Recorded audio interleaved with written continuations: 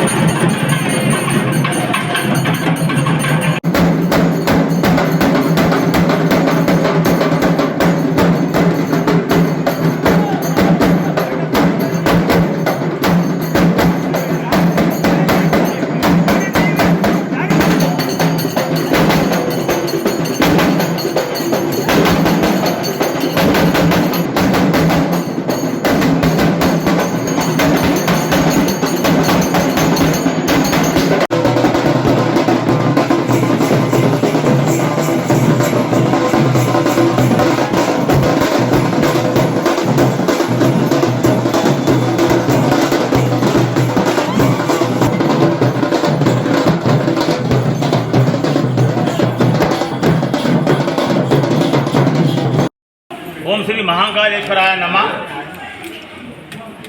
బోనాల పండుగ 2024 సందర్భంగా ఇవాళ మిరళంమండి శ్రీ మహాకాళేశ్వరి దేవాలయం నుండి బంగారు పాత్రలు అమ్మవారికి నైవేద్యం సమర్పించడం ఒక ఆనవాయితీగా వస్తుంది. అందులో భాగంగా నేడు మిరళంమండి శ్రీ మహాకాళేశ్వరి దేవాలయం నుండి బంగారు పాత్రలు అమ్మవారికి నైవేద్యం సమర్పించడం జరుగుతుంది. అదేవిధంగా రెండవ బోనం బల్కపేట ఎల్లమ్మకి, మూడవ బోనము పెద్దమ్మ తల్లికి, జుబ్లీస్ పెద్దమ్మ తల్లికి, నాలుగో బోనము శ్రీ గంగదుర్గ అమ్మవారు విజయవాడ ఈ నెల 14వ తారీఖున అక్కడ బ్రాహ్మణ వీధి నుండి బయలుదేరి రతం శంకర్ నుండి అదేవిధంగా కృష్ణానదిలో అమ్మవారికి గంగదెప్ప వదిలి కొండపైకి వెళ్ళి అక్కడ అమ్మవారికి పట్టు వస్త్రాలు, వడి బియ్యం నైవేద్యం కూడా అక్కడ సమర్పించడం జరుగుతుంది.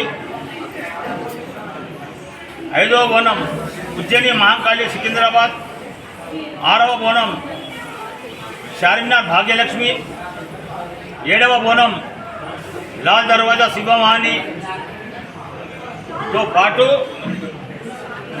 ఆనాడు ఈసారి 25 సంవత్సరాల రాజోత్సవం చేసుకుంటున్నాం కాబట్టి సిల్వర్ జూబ్లీ కార్యక్రమం బంగారు మైసమ్మ కూడా హరిబోలి బంగారు మైసమ్మ కూడా ప్రత్యేకంగా బోనం సమర్పించడం జరుగుతుంది. 28 తారీఖు నాడు బోనాల పండుగ నాడు బంగారు పాత్రలో ఈ బోనం రాష్ట్ర దేవాదాయ శాఖ మంత్రివర్యులు శ్రీమతి కొండా సురేఖ గారి చేతుల మీదుగా మిరళంమండి శ్రీ మహాకాళేశ్వరి అమ్మవారికి బోనం సమర్పించడం జరుగుతుంది.